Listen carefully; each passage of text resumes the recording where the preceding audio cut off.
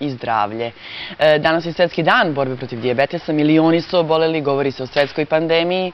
Mi u Jutarnjem govorimo o životu sa dijabetesom, posledicama i lekovima. A za početak, juče su oboleli trčanjem na Adi, pokazali da je fizička aktivnost važna koliko i lekovi i zdrava hrana. Trčanjem za dobro jutro bez bolesti.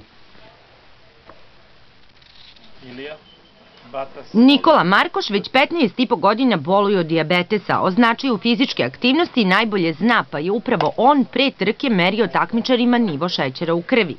To je jedan od 3 ključna faktora kako bi moglo da se održi nivo šećera u granicama normale. Znači, pored terapije i zdrave ishrane, to je taj treći faktor koji ljudi jako često zanemaraju danas s obzirom na vremenske ograničenja i brzi život kojim živimo.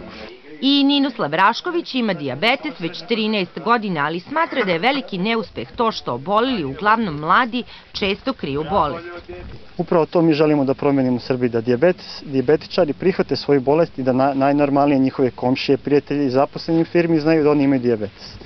Njihovi prijatelji rado su učestvovali u trci, međutim priznaju da malo znaju o ovoj bolesti.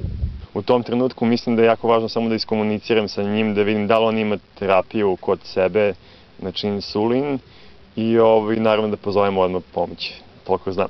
Nadam se da ću pokazati da se trčanjem snižava nivo šećera u krvi.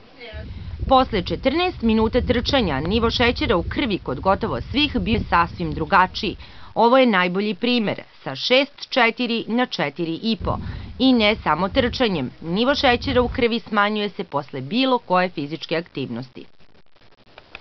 Svako od nas trči svoju trku, nekad se udruži